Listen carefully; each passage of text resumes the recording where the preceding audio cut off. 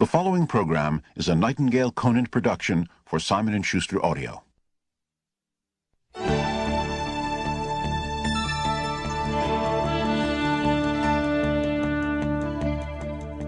You're talking about motivation, that's it, and that's what I'm going to be talking about is motivation. West Texas rancher had a coming out party for his daughter. Now this was one of those real rich Texans. I mean, thousands of acres of land, tens of thousands of head of cattle, dozens of producing oil wells. I mean, a great big house and an Olympic-sized swimming pool. Now this coming out party for his daughter, us salespeople refer to that as group prospecting. I mean, he wanted to have a look of all of the fine young men in West Texas, so they came in from 100 miles away. Well, they had a marvelous occasion, and along about midnight, the host invited them out to his Olympic-sized swimming pool, which he'd had the foresight to stock with water moccasins and alligators. And he said to the young men, he said, now the first one of you young men who will jump in this pool and swim the length of it, he said, I'll give you 5,000 acres of my best land. And if you don't want the land, he said, I'll offer you $1 million in cash. And he said, if you don't want that, I will give you the hand of my beautiful daughter in marriage. Now, I don't have to tell you fellas this, but I think it's obvious that everybody knows that she is our only heir. And the one who gets her for his bride will eventually get all of this. Well, the words were no sooner out of his mouth than there was a loud splash at one end of that pool, followed by an almost immediate emergence of a dripping young man at the other end of that pool. He had set a world's record which will never even be approached. Well, the host was all excited. He ran down there, and as the young man was just shaking himself off from that fast swim, he said, congratulations, son, that's absolutely fantastic. He says, do you want the 5,000 acres of my best land? The young man said, no, sir. He said, well, do you want the $1 million in cash? He said, no, sir. Well, he said, then, son, I've got to assume that you want the hand of my beautiful daughter in marriage. The young man said, no, sir. And the West Texan said, well, son, for crying out loud, what do you want? The young man said, I want to know the name of that dude that pushed me in the swimming pool.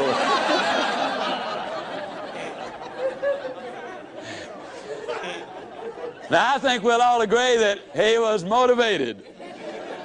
But I think we'll also agree that most people are confused about motivation. One of the favorite questions the media often ask me is, Mr. Ziglar, now you're going to do this 4-hour seminar. Yep, that's right. And you're going to get the people all motivated. I said, I sure hope so. That's what management brings me in for. Well, let me ask you a question, Mr. Ziglar. Where will these people be a month from now, 6 months from now? In other words, Mr. Ziglar, tell me, is motivation permanent? Well, I got to look at you folks and say, no, motivation is not permanent. But then neither is bathing. But that doesn't mean I don't approve of bathing. As a matter of fact, I strongly encourage it.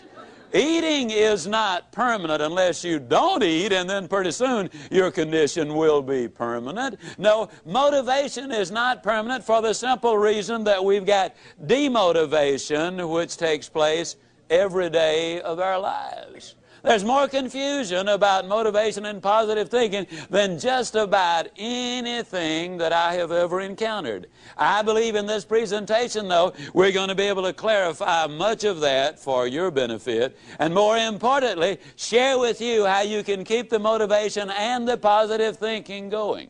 Positive thinking won't let you do anything. I get so annoyed when I hear some people enthusiastically stand up and say, man, with positive thinking, you can just do anything. Just believe it, and man, think about it positive enough, you can do it. I believe that's ridiculous. See, I'm 60 years old. I don't care how positive I got. I could not whip a boxing champion. I don't care how positive I got. I could not play football in the NFL or the basketball in the NBA. I don't care how positive I got, I couldn't perform major surgery on you and have you live. Nor could I give you a lecture on nuclear physics. Positive thinking won't let you do anything, but it will let you do everything, better than negative thinking will. Now, I know that for most busy people, getting regular exercise is about as easy as climbing Mount Kilimanjaro. But it can be done. You've just got to have a plan. You've got to set some goals, because it's just as difficult to reach a destination you don't have as it is to come back from a place you've never been. Unless you have definite, precise, clearly defined goals, you will not realize the maximum potential that lies within you. And this applies to every aspect of your life, not just to exercise. Now, here's some steps you can take towards that end. First, identify your goals, and next, set a deadline for reaching them. Make a list of obstacles you have to overcome to reach your goals. Identify the people who can help you overcome those obstacles, and make a list of skills you have and those you need to achieve your goals. And then develop a plan. Now, a word about goals themselves. There are 7 different kinds of goals. There are physical, financial, spiritual, career, family, mental, and social. And these 7 types of goals share several characteristics. First, to be effective, they must effect change. We must have some big goals, because thinking big creates the excitement necessary for accomplishment. Second, you must have some long-range goals so that short-range frustrations don't stop you in your tracks. Occasionally, circumstances do arise that are beyond your control, and oftentimes, obstacles such as market changes, sickness, accidents, or family problems can be pretty intimidating. But by keeping your eye on the prize, you will find that the excitement of winning that prize will carry you through the tough times. Third, if you don't have daily objectives, you qualify as a dreamer and not as a doer. Dreamers are fine, provided they build foundations under their dreams by working daily towards them. Often, the difference between the great and the near great is the awareness that making it big means working every day towards our long-range objectives. And 4, your goals must be specific, not vague or general. If you want a new home, for example, know every detail of that house. How many square feet, number of rooms and bathrooms, the shape of the living room, the type and kind of lot, its location.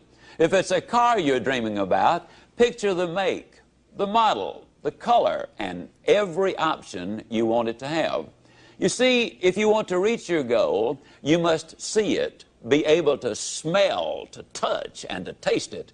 Know how it looks and what it feels like in your own mind.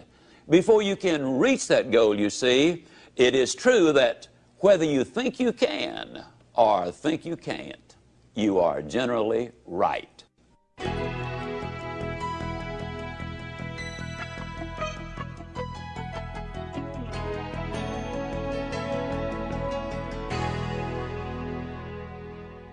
Step number 6, you need to feed your mind with the good, the clean, the pure, the powerful, and the positive. Let me ask you a question. If I were to come into your living room one day with a pail of garbage and dump it on your living room floor, what do you think you'd do?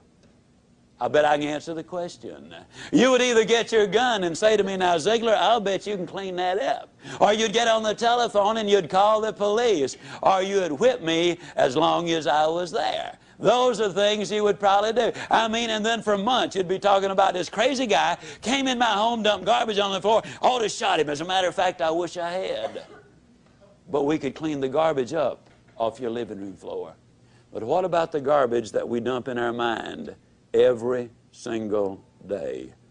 Einstein said that it takes 11 correct inputs to overcome one incorrect input. And a lot of the things which go in our minds and in our children's minds is not a thing in the world but pure garbage. I would ask you to do this. Evaluate what you read and what you view.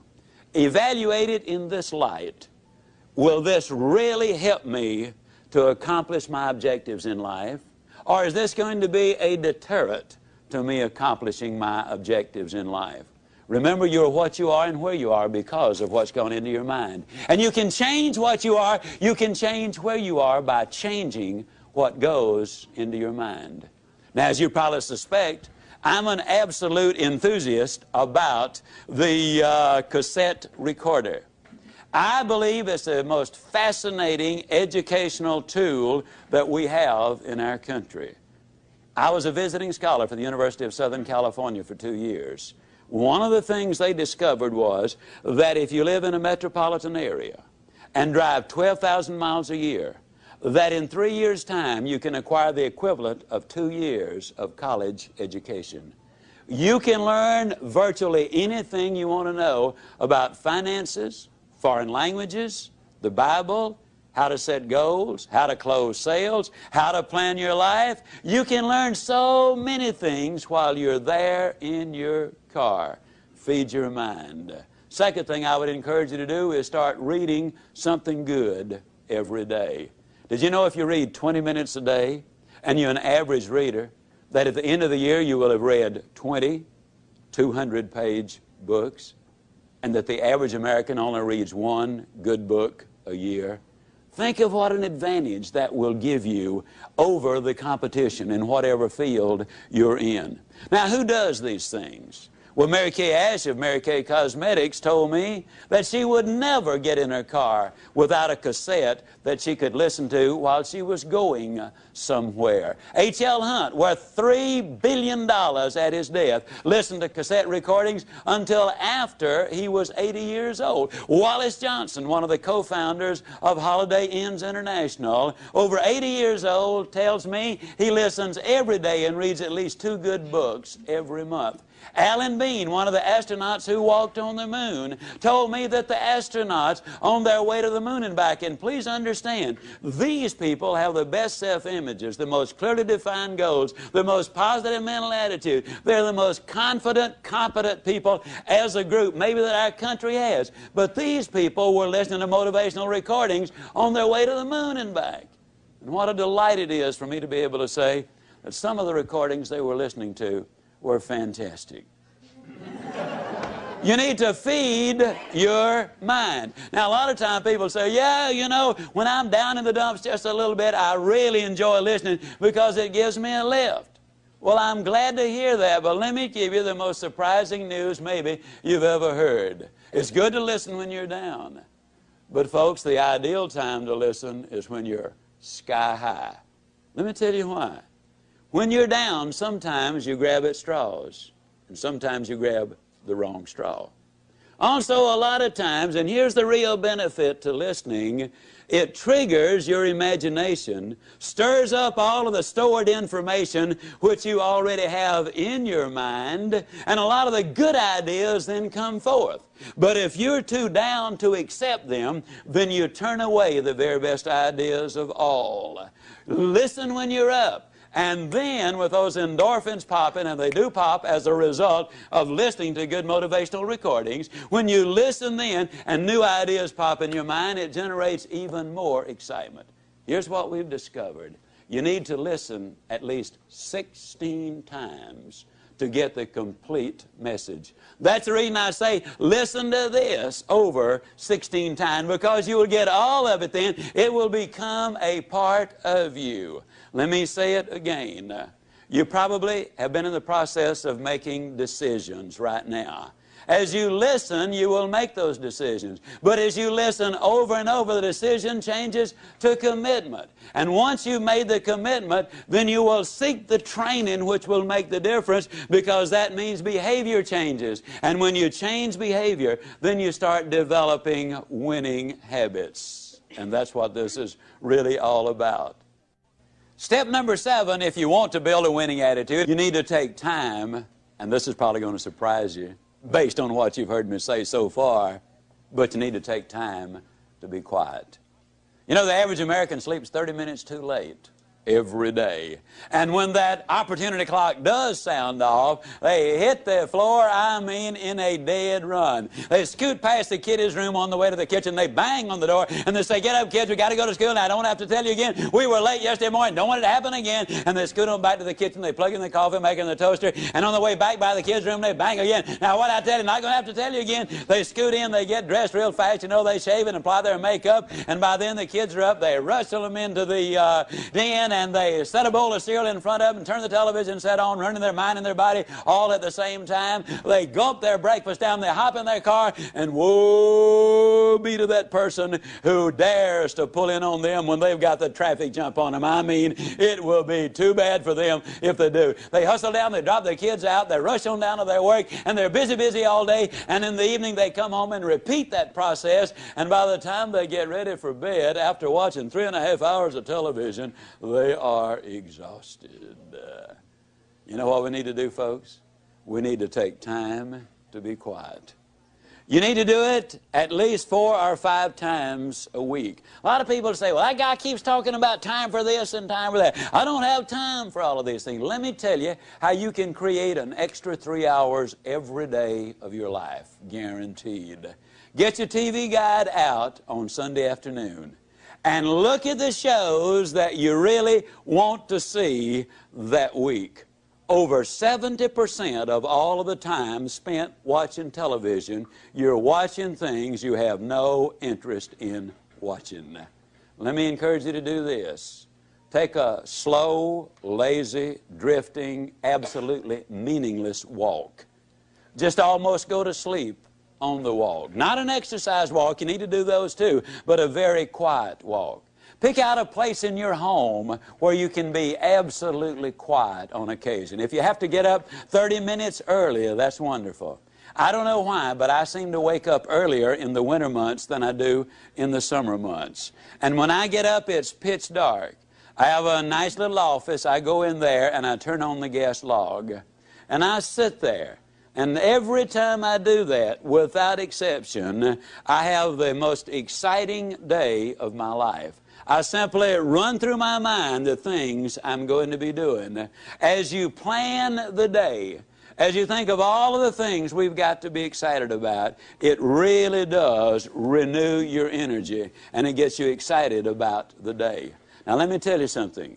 This is going to be one of the toughest things you'll ever do. When you sit down saying, "Well, I'm going to sit perfectly quiet for 20 or even 30 minutes, you will think of 2,868 reasons or things that you've got to do. You try to decide, do I raise the window or lower it? Do I turn the heat up or down? Do I cut the air conditioner off, or do I turn it more full blast? Do I really need to go to the bathroom? Am I going to get me a cup of coffee? What is that noise against the outside? Maybe I better check up on that." Resist the temptation.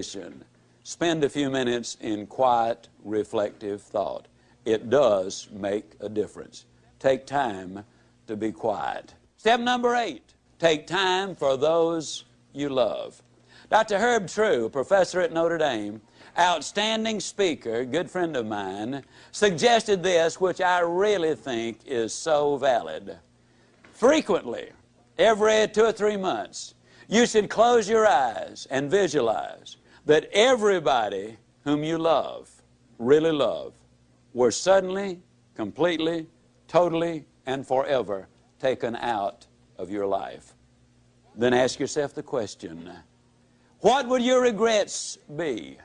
Would you really regret that you had not picked up the telephone and called that distant cousin, or even a brother or a sister, or a mother or father, or a son and a daughter?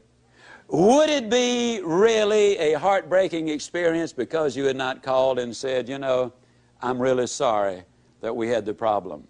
I don't know whether it was your fault or my fault, but let's get together and solve the problem." Take time for those you love. Spend time with each other. Those of you who are married, spend time as husband and wife, just enjoying each other, communicating with each other, getting acquainted with each other. Earlier I said all of the studies reveal that if there is that close relationship, then success is more likely to come your way. Korn Ferry International, an executive search firm in New York City, in conjunction with the UCLA School of Management, did a study on 1,362 vice presidents, men and women who were aspiring to the president's chair. Their average income was $215,000. They had spent an average of 15 years working for the company, and the most lucrative of them, those who had the highest paying of all the jobs, had 2 or fewer jobs in their lifetime. They were loyal to their company. 87% of them were still married to their one and only mate. 92% of them were raised by 2-parent families. But the story has even more. They said they considered integrity the most important characteristic in their success arsenal. 100% of them said hard work was absolutely necessary. 89% of them had 2, 3, 4, or more children. 71% of them also said that if they had more time, they'd spend it with their wives. 50% said with more time, they would spend it with their children. Incidentally, the average one worked a little over 50 hours each week. So they're not working those 80 and 90 hours a week that a lot of people might think they are. And they're living a balanced life. 89% of them also were either Catholic, Jewish, or Protestant, and their faith apparently had some meaning to them. U.S. News and World Report did a study of the millionaires in America. There are now 1 million of them. They said the typical millionaire has gotten that way because he's earned his money or her money over a period of 20 to 30 years. They do work about 50 hours a week. They're still married to their high school or college sweethearts. In other words, the family is intact. Incidentally, a couple of other little things you'll be intrigued about this. They discovered that less than 1%, and the implication was it was considerably less than 1%, of all of the millionaires in America earned their money in music, radio, television, the movies, and all athletic endeavors combined. Considerably less than 1%.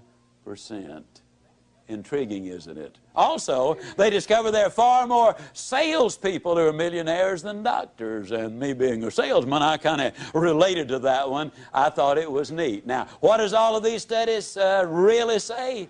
These studies say that if we can build that relationship with those we love.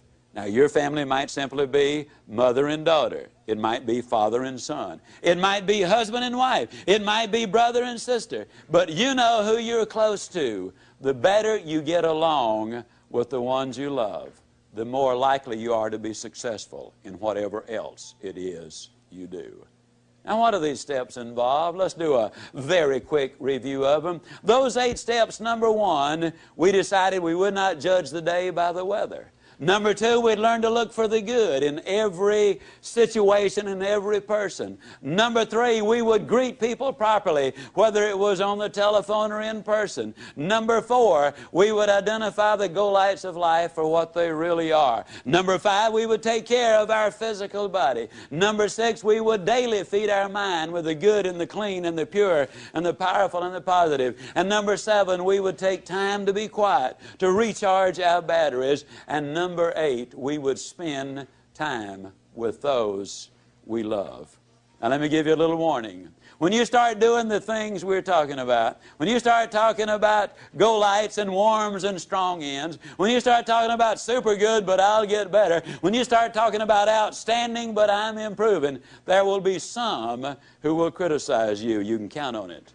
But let me tell you this, since the beginning of time, nobody has ever erected a statue to a critic. So obviously, they're not held in such high esteem.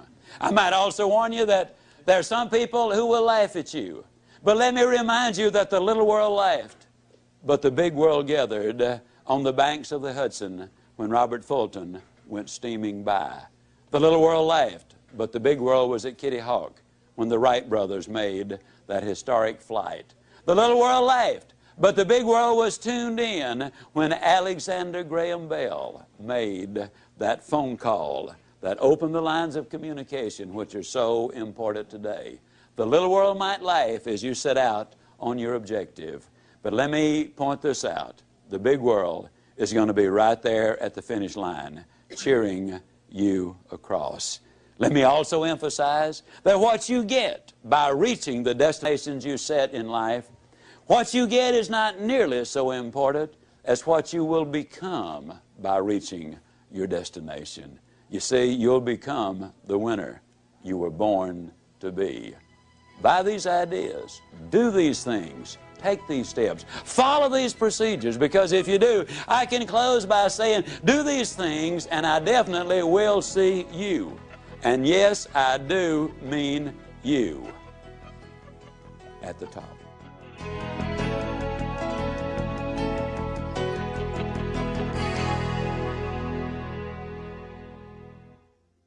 This has been a presentation of Simon & Schuster Audio.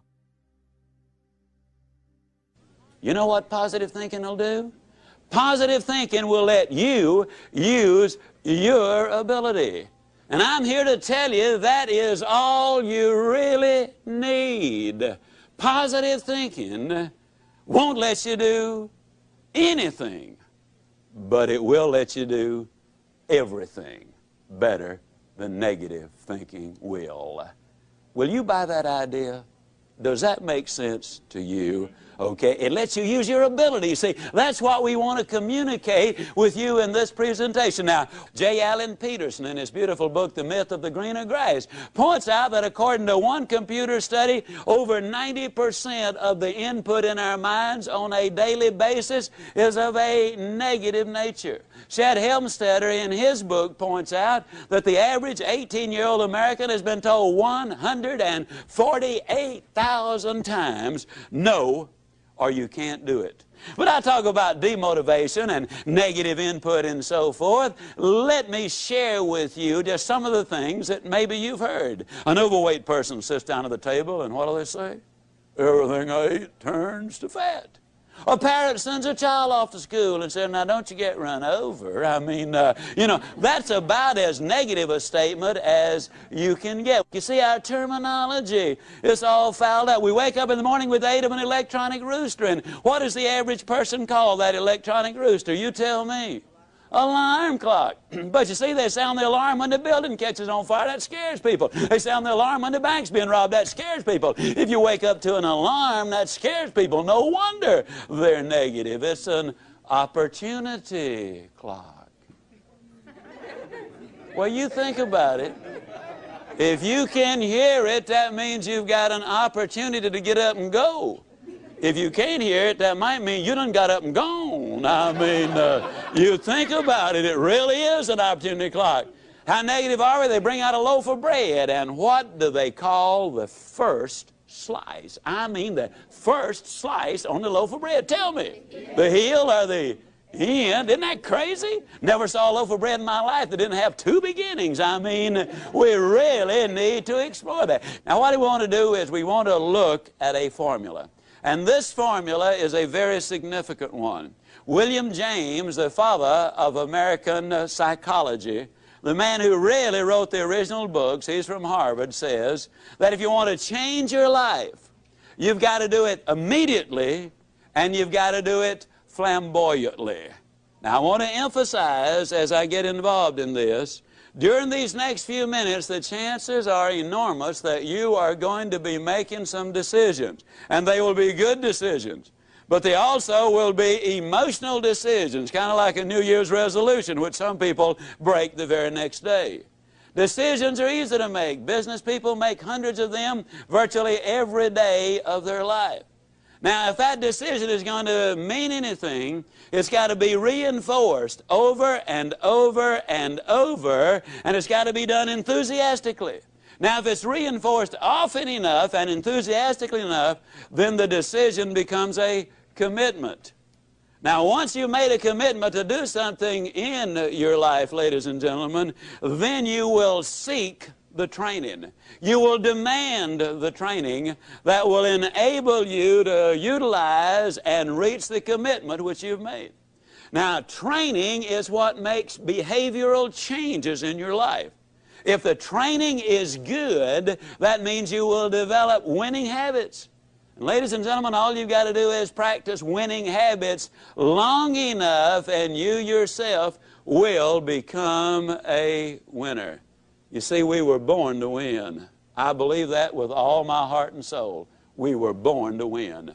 The unfortunate truth is, many people have been conditioned to lose. So as we look at this formula, as I share these steps with you, I want to really encourage you to listen carefully this first time, but also repeat it over and over until it becomes a part of you.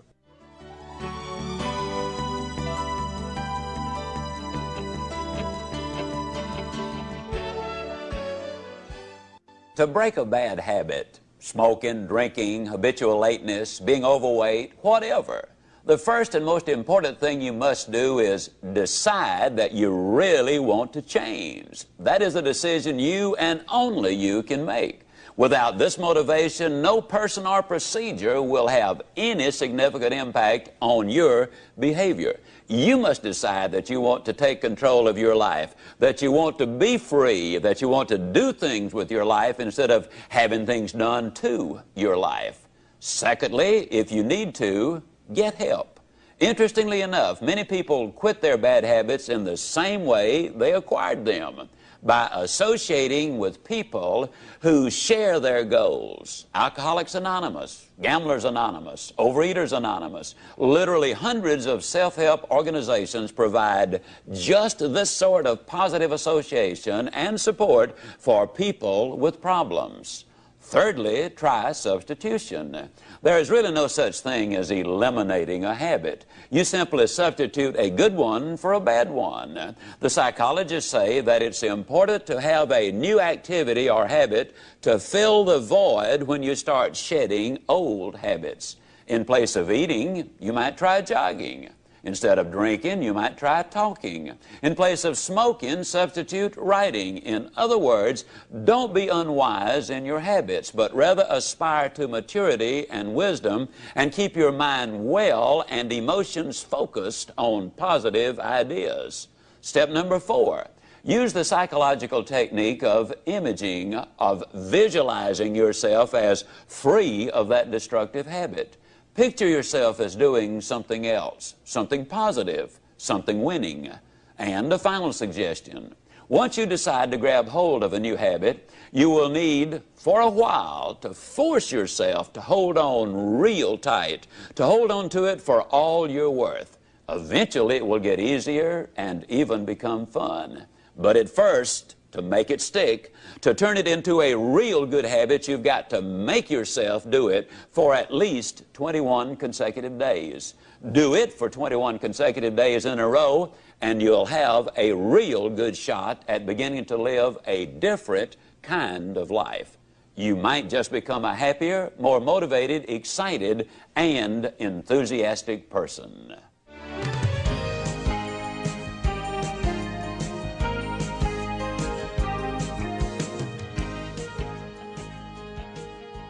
Step number 1 is never judge the day by the weather. Now that sounds like a very simple thing, but suppose the weather is miserable. Does that mean you're going to decide to have a miserable day? That doesn't make any sense, does it? And yet a lot of times when I'm talking with people, I'll say, how you doing? Well, they'll say, you know, with this weather, what can you expect? As if the weather was the only factor. I'll never forget when my beautiful middle daughter was born. Dreary, bitterly cold, cloudy, overcast, snowy day. Oh, it was an ugly day. But do you think when I looked at that beautiful daughter of mine that I had any concern about the weather out there? Step number 2, you need to learn to look for the good in other things and in other people. Now that's very, very important. Forbes magazine had a most intriguing article. They were talking about successful entrepreneurs. And in this article they point out that an incredibly high percentage of those entrepreneurs make their money in a new location. Now, the new location did not matter whether it was north, south, east, or west. It did not matter whether it was rural or urban, but they invariably, or oftentimes I should say, made their money in a new location. Now, why is that? Very simple. When they go in the new town, they are the new area, they're not familiar with the bureaucracy. They're not familiar with the problems. They don't know the things which cannot be done. They go in with extraordinarily high expectations. And expectations in life, ladies and gentlemen, are so important. You see, you're going to find what you are looking for. We have a seminar in Dallas which people attend from all over the world. We try to get the corporations and other people to send husbands and wives together, because our research indicates that if the team functions together, they both will do better in whatever it is they do. There's one company sent in 4 couples. We have a little process whereby we separate the people into little groups, or one section of where we got about 8 or 10 people, another one where we got about 20 people, and then we have the general get-together 3 times a day. Well, in the individual groups, they do a lot of role-playing and participation. They're very busy. And every time an individual says or does anything, the other members of that other group write them a little note that says, "I like Gene Smith because." And then they use some specific observable behavior that they like about her. At the end of the 3 days, each one there will have from 1 to as many as 200 of those little slips. You're talking about motivators. People get excited about it. Well, these 4 couples really got turned on, and we finished at about 8:30 that evening. They went out the first night to a very late dinner at one of Dallas's finest restaurants. They hit the jackpot with a waiter. He had been there over 20 years, been a waiter over 25 years. He was professional in every way. He was there when he was needed, but he did not join the party. He was friendly, but he was not familiar. At every need, he was there. He was really great. There was a lot of interchange. They got his name. When they left, because he had contributed so much to the enjoyment of the evening, they left him a 25% tip, which is significant in a very expensive restaurant. Also, each one of them wrote him one of those little slips of paper, "I like because." And they walked out the front door. They'd gotten about 100 feet when they heard his voice from the rear saying, "Wait a minute, folks, wait a minute." And it was the waiter running up to them. He was waving those 8 slips of paper. He said to them, "You know, I've been a waiter over 25 years. I've been here over 20 years. And then he broke down. And they said he could not talk for what seemed like forever. It probably was no more than a minute. He finally regained his composure, and he said, "You know, this is the nicest thing that has happened to me in 25 years as a waiter." He said, "I'll never forget tonight." And he turned and walked away. Calvert Robert says that there are over 3 billion people on the face of this earth who go to bed hungry every night. But he says there are 4 billion people on the face of this earth who go to bed hungry every night for some sincere, honest appreciation, a compliment, if you will. The waiter story has 2 bottom lines. Bottom line number 1, wouldn't you love to have been at the next table that waiter served? Don't you know they got the best service anybody has ever gotten in a restaurant since restaurants opened to serve the public? But the real bottom line, and the real reason I tell the story, is this. The waiter said it was an occasion he'd never forget, the most important event of his 25-year career as a waiter. His benefits are enormous. But as great as they were, every last one of the 8 received an even greater benefit. It's absolutely true, folks. You can have everything in life you want if you will just help enough other people get what they want. Step number 3. If you want to build a winning attitude, you need to know how to greet people properly, in person and on the telephone. Have you ever noticed that most people absolutely don't even know how to answer the telephone? I challenge you. 2 of you get together, look up 10 numbers separately in the yellow pages and swap numbers. I'll guarantee you, you will be unable to identify more than 3 of the companies you call based on the way they answer the telephone. They snatch the phone off the hook as if it were an intrusion. What do you mean on this number? I wouldn't bother you. Good morning, Lord, company. And you have no more idea than a goat who you've called. When our lady answers the telephone, she says, good morning. And you know it is not a recording that you got. Then she makes a motivational speech. Not as long as the ones I make, but she makes a motivational speech. She says, it's a great day. And people often say, Ziglar, is it always a great day? It sure is, and if you don't believe it, you just try missing one of them. It's a great day. And then she identifies the name of the company. Now, when I'm at home, and I stress, this is when I'm at home, I frequently answer the telephone singing, oh, good morning to you. Now, I'll be the first to admit sometimes there's a long pause. Then I sing them another little ditty, if you don't speak up, I'm going to hang up. And many times they'll say, who is this? And I'll say, whoever you want. Who do you want? Man, you sure do feel good today. And I say, yes, many years ago I decided I was going to feel good today. Now, when you greet people personally, you ever notice how people greet each other? How you doing? Not too bad. How you doing? Fine, so far. How you doing? Good, since it's payday. How you doing? Okay, since I get off in 22 minutes. And don't you love it when one of them pulls himself up to the full height and say, well, under the circumstances. I mean, it makes you wonder what they're doing under there in the first place, doesn't it? Now, instead of that old razzmatazz, when you greet somebody, and incidentally, you need to initiate the action, I jog almost always between 5 and 8 o'clock in the evening. I love to jog that time of day.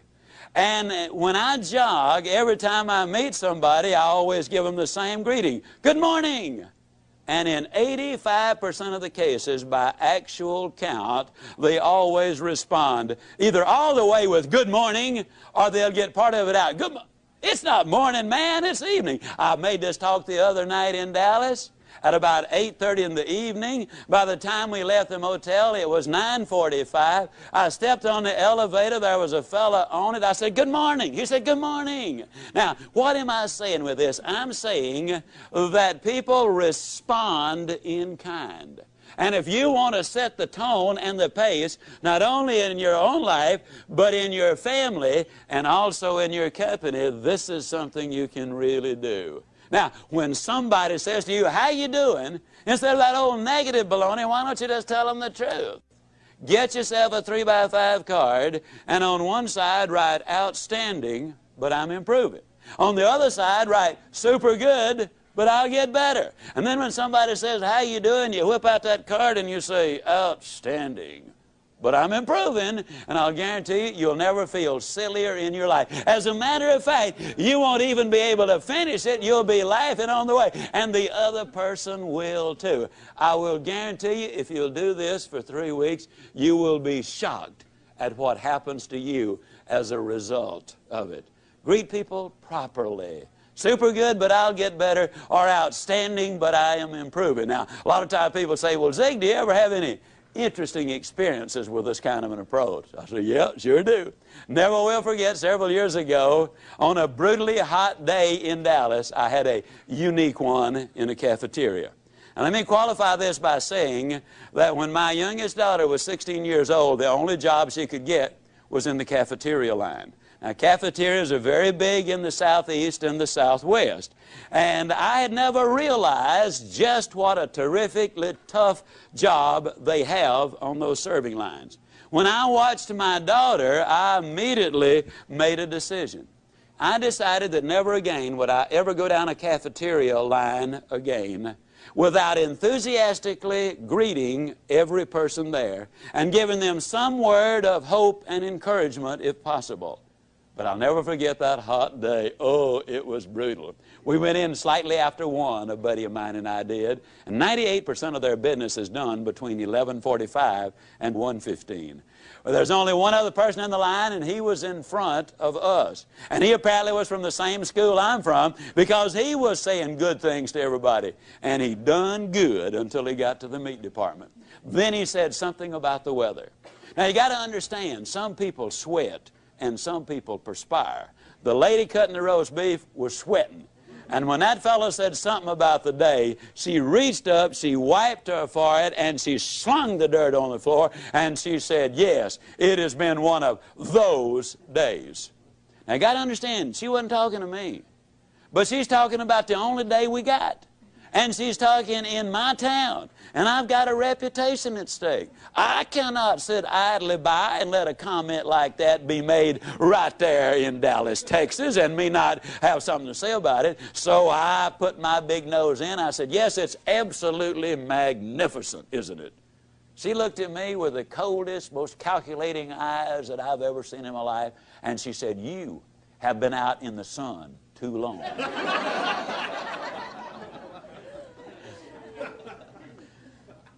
I said, no, ma'am, I've just gotten back from overseas. And I have seen children without any clothes to wear. And I've seen grown men and women without any food to eat. I've seen sanitary conditions which would turn your stomach to an incredible degree. I've seen poverty beyond your wildest imagination. And I look at you and you're young and you're pretty and you're healthy and you're working.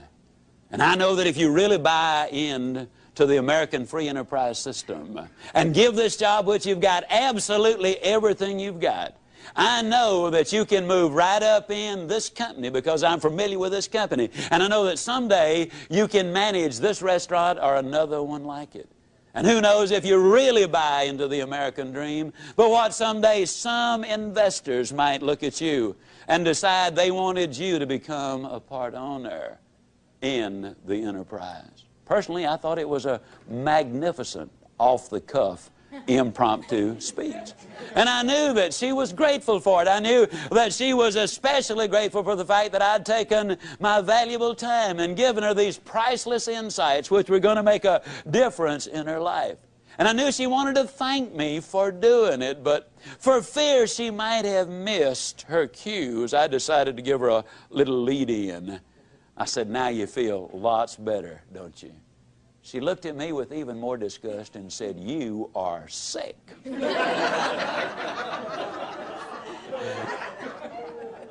Well, you win some, you lose some, and some are rained out, you know. Well, I got the rest of my food. I went on down to the end of the line, my buddy and I, and we sat down, we're having our lunch, and we ran out of tea. And a lady, she had to have been 65 years old. She might have been 70 or 75, came by to serve the tea.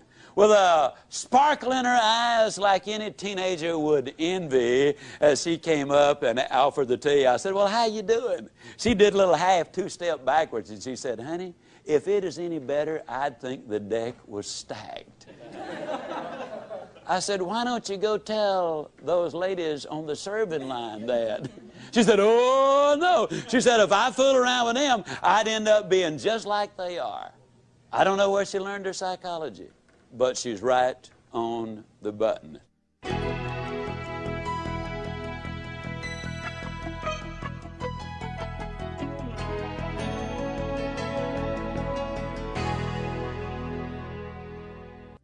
When I say it's important to greet people enthusiastically, I'm really talking about having the right attitude, being positive and upbeat. Having the right mental attitude is one thing most professionals agree on because it is the main reason for the success of any project. In short, your attitude is more important than your aptitude. Now, here's where you come in. You can alter your life by altering your attitude. You are not stuck with the attitude you have. Good, bad, or indifferent, your attitude can be changed. So, how do you get up when you're down? Well, first, you recognize when you are down. Ask yourself, do I feel really down? Do I resist change? Am I negative when others are trying to be positive? Am I a put-down artist? Would I rather say no than yes? Second, understand that there are seldom, if ever, any hopeless situations. Only people who lose hope in the face of some situations. Third, know that the condition is temporary and can be changed. Fourth, you schedule your downtime. Set a time limit on how long you plan to stay down. A couple of hours for minor things, maybe a few days, even a week for the bigger disappointments in life. In any case, know which day will be your get up and go up day, and get up and go. And fifth, try this new motto on for size. Go with the flow. When your boss tells you to do something, do it with style and with a smile. Instead of making excuses when a friend compliments you, just smile and say, thank you, instead of putting yourself down. Remember, attitude, like the flu, is catching, so make certain that yours is worth catching. If you wanted the flu, you'd visit someone who had the flu. To catch the right mental attitude, you must go where it exists. So begin by associating with positive, energetic people and avoid the naysayers. And before long, when someone asks you how you are, you'll respond in a positive and enthusiastic manner.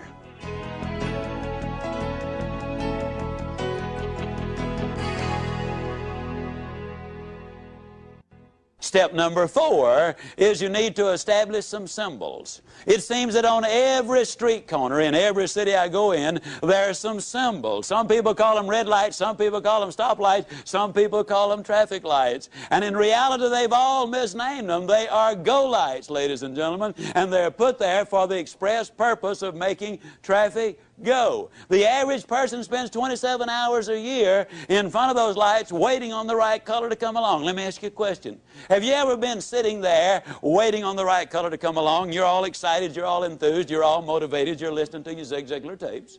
And as you sit there, you look out the side of your eye and you can't believe it. Here sits a dude over there and he's waiting on the right color to come along too. He's got a good and firm grip on that steering wheel. I mean, he doesn't want that car to go anywhere. And he's talking to that light up there, you know, and you watch him a minute, you can't believe it. He's got his foot on the accelerator. He's racing the engine to change the color of the light. How many of you have actually seen some dodo sit there racing a car motor trying to change the color of the light? Can I see your hands? Now, folks, I hate to be negative. Matter of fact, I won't be negative. I'll be like a little boy came home from school one day and said, Dad, I'm afraid I flunked that arithmetic test. His dad said, son, that's negative. Be positive. He said, Dad, I'm positive I flunked that arithmetic test. I don't care how much you race that car motor, it's not going to change the color of the light. Now, let me emphasize a point. Those of you who thought it might be a little juvenile a minute ago for you to say super good, but I'll get better, or outstanding, but I'm improving, if you think that's juvenile, what do you think it is to sit there to race a car engine trying to change the color of the light? Good friend of mine, Bernie Loftic, Winnipeg, Canada, most positive man on the face of this earth. I know he is. Bernie's so positive he's never had a cold. Every once in a while he has a warm. Bernie is so positive he won't even talk about the weekend. He calls it the strong end. And you said, now wait a minute, Ziglar. Go lights, warm, strong end. Is all of that necessary? No, you can be mediocre without it. Mediocre? Who's that dude think he's talking to? Doesn't he know that I'm president of my own company? Mediocre? Doesn't he know I'm worth over $5 million? Mediocre? Doesn't he know that I was #1 in the whole region last year and the year before? Mediocre? Doesn't he know that I've got my PhD? Well, bully for you. I still say mediocre.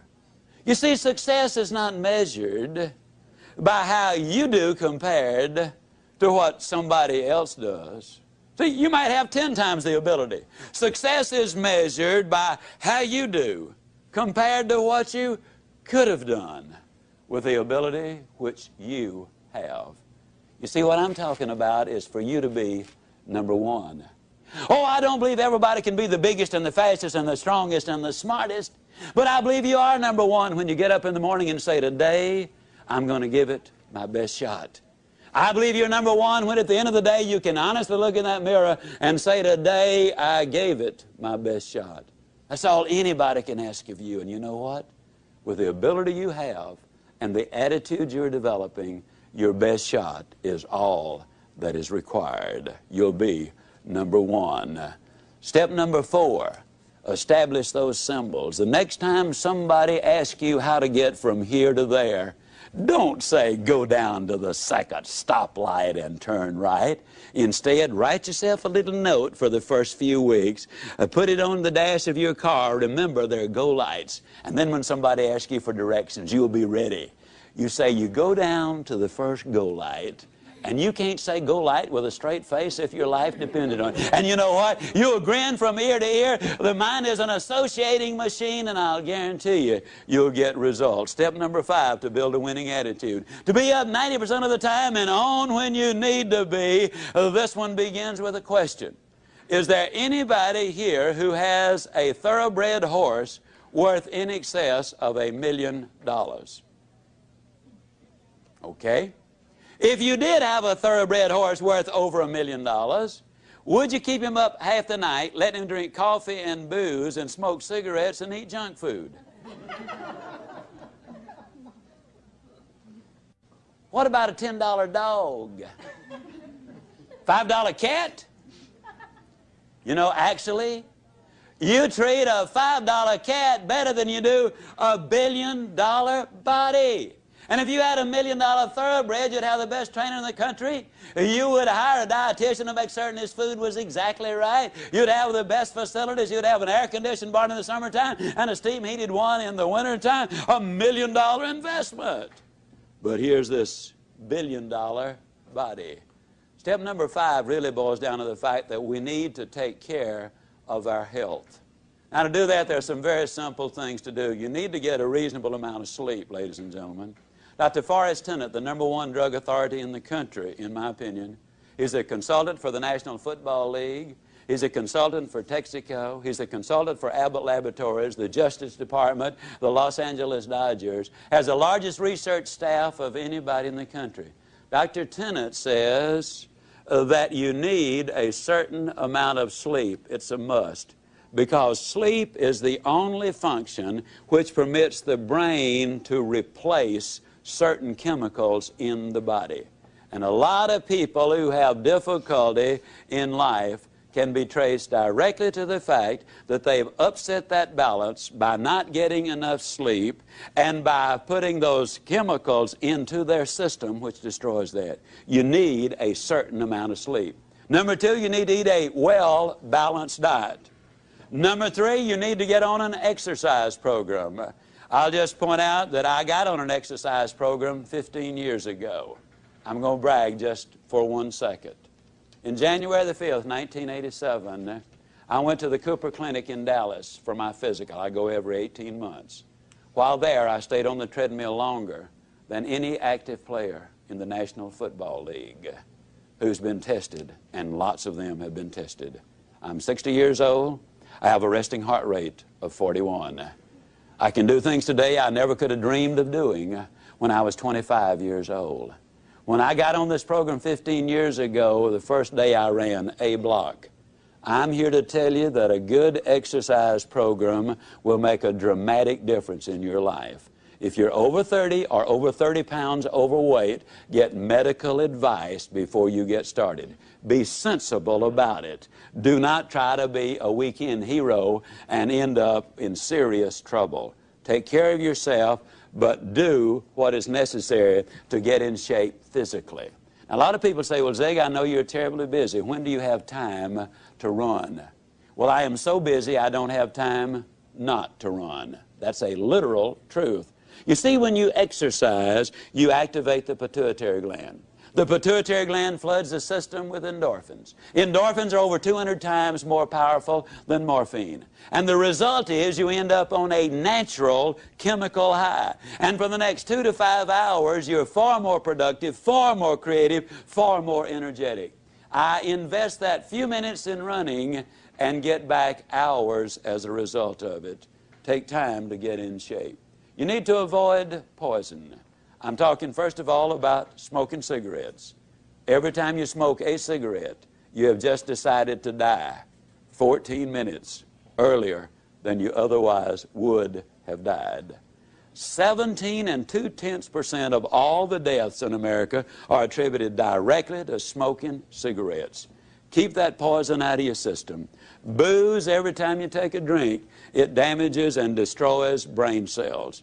We now know that expectant mothers, even if they drink very, very, very, very moderately during pregnancy, it has an impact. Step number 5, ladies and gentlemen, you need to take care of your health.